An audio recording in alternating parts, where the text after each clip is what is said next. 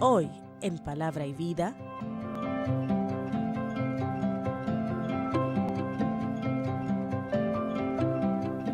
bien, hemos introducido el Antiguo Testamento, hemos hecho un approachment para poder acercarnos un poco, y todavía vamos a seguir haciéndolo un poco más.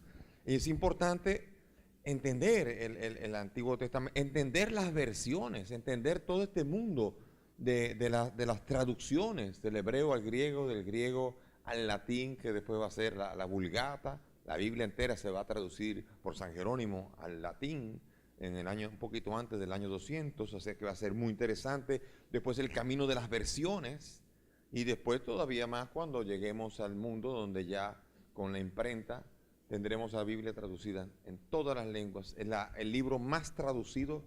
De hecho, no solamente esto, Gutenberg, cuando inventa la imprenta, el primer libro impreso fue la Biblia. La Biblia, así que con este honor a este sagrado libro o libro de libros, podemos nosotros ver cómo ocupa un lugar predominante, y conocerlo es esencial en sus detalles. No sé si se han fijado que les habrá llamado la atención en el libro de los Salmos, que hay 2 números, ¿verdad? No sé si saben lo que es, pero vamos a tratar de entenderlo. Vamos a abrir el libro de los Salmos y entender por qué hay 2 números aquí. Entonces, miren, si van al Salmo 1, el Salmo 1 no tiene 2 números. Ábranlo, por favor. Salmo primero, Salmo 1, Salmo 2, Salmo 3, Salmo 4. Hasta el Salmo 9, los salmos van a tener una sucesión mononumérica. Pero a partir del número 9 hay 2. Vemos de repente que dice Salmo 9 y 10. El 10 y de repente se arma como dicen en Dominicana, un arroz con mango. Y el 11 se llama 11:10. ¿Qué significa esto? Significa que la versión griega agrupó 2 salmos. Y entonces, ¿qué pasa? De ahí en adelante, cuando leamos Salmo 11:10, 11 entre paréntesis 10, esta es la versión hebrea y esta es el texto griego. Uno es el hebreo y el otro es el griego. Entonces, normalmente la Iglesia Católica tiene como en la liturgia utiliza el texto griego. Pero cuando uno va a buscar el Salmo del Pastor, ¿es el Salmo cuál? 23. Pero si usted va a la liturgia, tiene que buscar el 22, porque el Salmo 23 es el Salmo 23, 22. Diferente al Salmo 22, 21, que es otro muy hermoso. Dios mío, ¿por qué me has abandonado? Y así por el estilo. Hay que entender que la diferencia ahora va a ser las 2 versiones, griega y hebrea, que van a tener diversas numeraciones, y que va a acabar en el Salmo, al final casi. Vámonos para el final. Y si vamos al Salmo 147, veremos cómo la sucesión de números vuelve otra vez a unificarse, porque ahora es el texto hebreo el que agrupa 2 salmos y ahora se cuadran, y desde el Salmo 148, 49 y 150 ya usan los mismos salmos. Eso es un detalle para entender que cuando ustedes vean esos paréntesis, sepan. O sea, la introducción incluye también estos detalles para que se puedan conocer un poco mejor. Y sobre todo es importante entender que cuando ya está llegando el siglo II antes de Cristo, hay una influencia en el mundo hebreo muy importante, que va a ser la influencia del mundo griego, el pensamiento griego, el helenismo. El helenismo va a introducir un elemento muy importante, más importante de lo que se imagina.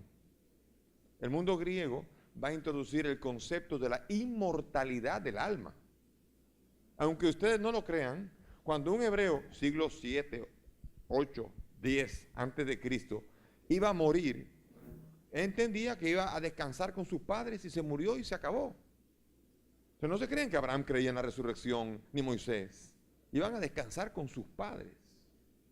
cuando el concepto de resurrección o de eternidad comienza a desarrollarse con el mundo griego, comenzará a aparecer Daniel, capítulo 12. Los justos brillarán y por toda la eternidad. Y comenzaremos a ver cómo hay un concepto que en Macabeos, en Daniel y en diferentes libros, todos los que son próximos e influenciados por el mundo griego, comienzan a intuir la resurrección. ¿Se acuerdan? El famoso episodio en donde asesinan a 7 hijos delante de su madre.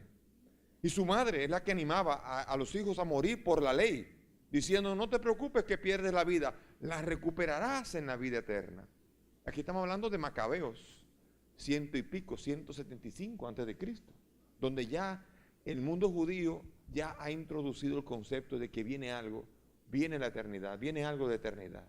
Hay una intuición que después ya Cristo va a venir a definir claramente. Yo soy la resurrección y la vida. El que cree en mí, aunque muera, vivirá.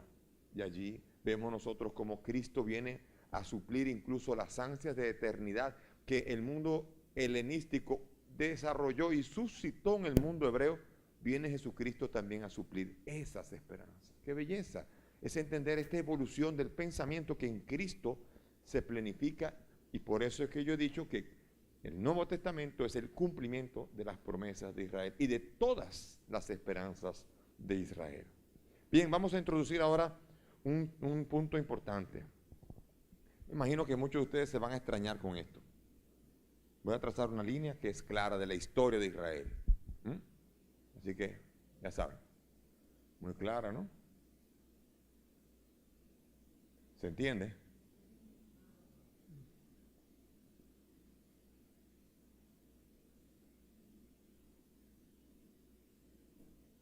¿Está clara? Obvio. Esta es la historia de Israel. De aquí, el curso va a rodar alrededor de esto, aunque no lo crean. Y va a girar alrededor de esta línea histórica.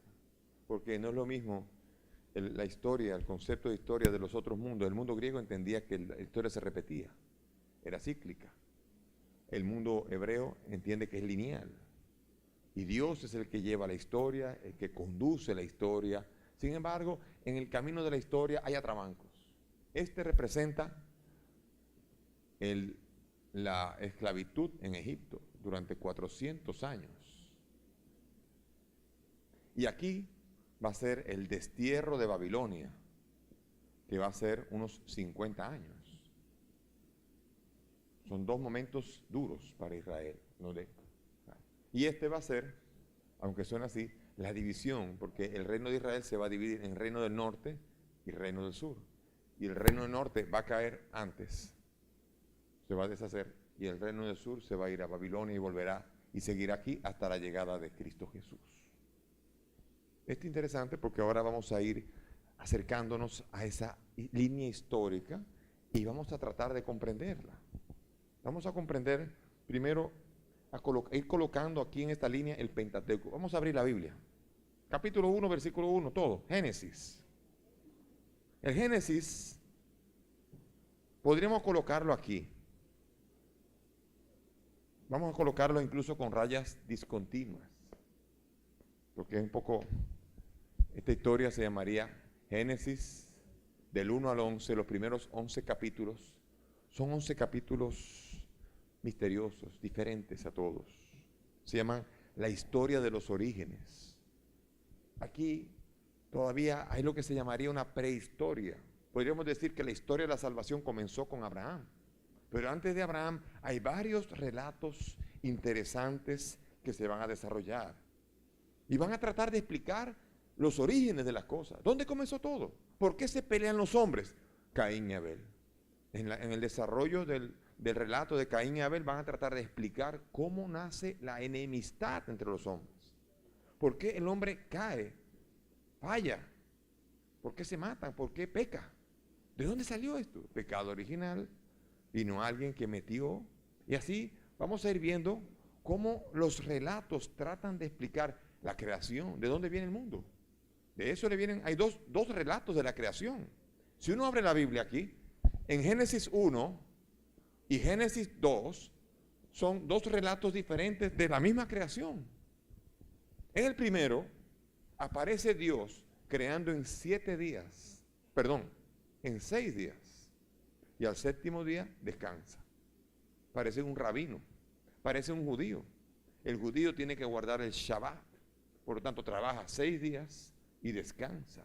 Aquí la creación del universo está presentada en una forma como ascendente, como evolucionada a través del tiempo, a través de los tiempos, y que culmina en la creación del hombre.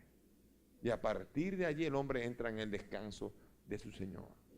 Es hermosa la creación. 7 días para crear. Después viene el segundo relato, y en el segundo relato aparece otra realidad. El primero es el hombre. Y no solamente eso, agarra un montón de barro, escupe, barro, y allí forma el hombre. Dios no es un rabino, Dios es como un artesano que construye al hombre y después le sopla el espíritu, le da vida. Y después, versión mejorada. El hombre quedó incompleto, Entonces, la versión mejorada va a sacar de la costilla, Dios sabe hacerlo, y mejora la mujer. Y así, la mujer quiere ser primero que el hombre, y lo mejor es que sea segundo, porque es la versión mejorada, corregida y ampliada. Así que no tiene por qué preocuparse, al revés. Siempre la primera versión es la que sale chueca y después se corrige, así que no se preocupe.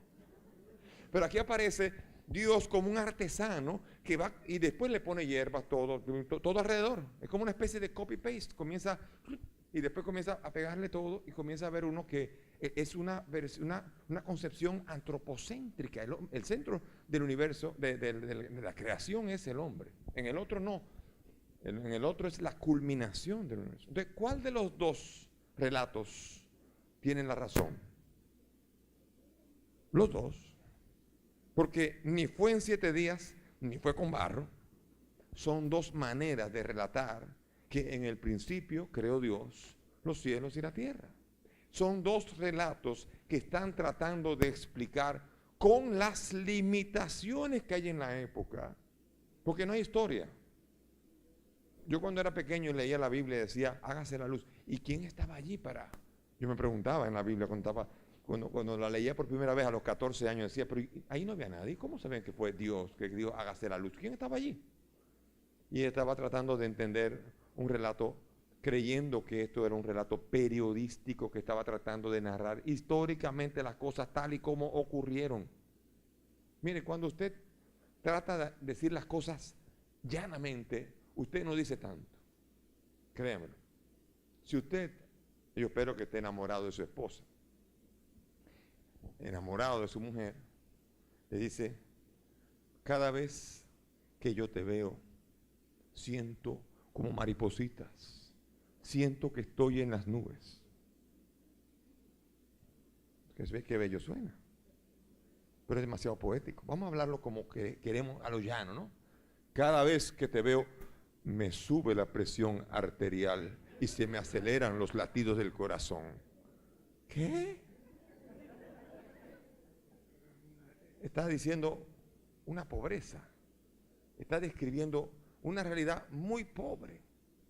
Y entonces le estamos dando a la poesía un carácter de pobreza cuando en realidad es capaz de expresar mucho más de lo que es capaz de expresar un lenguaje llano de prosa. La prosa que va describiendo los acontecimientos no dicen nada, solamente describen hechos. No es posible llegar mucho más allá. Por eso Jesús hablaba en parábolas, porque en las parábolas y en esas narraciones tan hermosas, poéticamente presentadas, queda todo abierto para que tú puedas ir por allí y hay jugo que sacarle, y por allí y por todos lados. La poesía tiene ese encanto, como lo tienen también muchos de estos relatos, cuya prosa no es capaz para nada de expresar. Por lo tanto, hay mucha gente que se rompe la cabeza y se aterra de pensar de que en una época, porque la historia, el primero que hace historia en la historia, un poco es Homero, el primer vamos a decir, algo de intento de hacer historia, que vamos a hablar del siglo IV antes de Cristo. ¿Y qué pasó en el siglo V? ¿Y qué pasó en el siglo X? ¿Y qué pasó en el siglo XII? ¿Cómo se hablaba? ¿Cómo se expresaba? Se expresaba con el lenguaje y con la manera en cómo se podía expresar, sin historia. No había historia. ¿Qué había? Había leyenda, había mitos, habían las maneras en cómo se podían expresar las cosas. En nuestro pueblo, a veces, cuando uno quiere expresar algo, a veces con un cuento dice mucho más. A un niño, ¿cómo tú le expresas en un momento en que no entiende la prudencia y tú le dices, mira, mi niño, que te va a venir el coco y te va a comer, el cuco te va a comer? Y es intentar en una manera mítica de decir, no te metas en eso. Entonces ven cómo el lenguaje tiene que expresarse de esa manera, porque Dios va a hablar al pueblo siempre acomodándose y hablando en el contexto en el que se pueda hablar. Nunca se va a adelantar ni se va a atrasar. Para tú hablar a una persona, yo siempre, cada vez que veo esas películas en donde las personas se saltan en el tiempo, el túnel del tiempo, y se iban 20 siglos para atrás y hablan como si se entienden perfectamente y se entienden todo perfectamente como si nada. O sea, es una película, por Dios, estamos en el aire, pero no es así. No es posible comunicarse correctamente con una persona que de repente de otra época, de otra cultura. No hay manera. Muchas veces dos personas que no se entienden se pueden hablar muy claramente y lo que menos usan son las palabras, como le pasó a 2,5 millones de jóvenes que vinieron a la Jornada Mundial de la Juventud, del Papa Francisco en Río de Janeiro, y muchos de ellos no hablaban español, pero salieron de allí llenos de comprensión de lo que ahí había pasado. Porque no son las palabras las que comunican, es el espíritu el que comunica. Y por esto tenemos que tener mucho cuidado de querer empobrecer. Génesis es una riqueza. El pecado está presentado de una manera de fábula. ¿La fábula qué es? La fábula es una narración en la cual los animales adquieren atributos que tienen los seres humanos. Una serpiente que habla. Una serpiente que habla es un intento de hablar, de describir a Satanás con la manera en cómo aparenta la serpiente de caminar sigilosamente, tratando de engañar, pero ni es una serpiente, ni está hablando. Es Satanás que está tratando, el enemigo, de que el hombre sea capaz de entender lo que Dios le pide y obedecer. ¿Sabías que? La Biblia de Gutenberg es también conocida como la Biblia de 42 líneas o Biblia de Mazarino. Es una versión impresa de la Vulgata que fue impresa por Johannes Gutenberg en Maguncia, Alemania, en el siglo XV. Ya regresamos.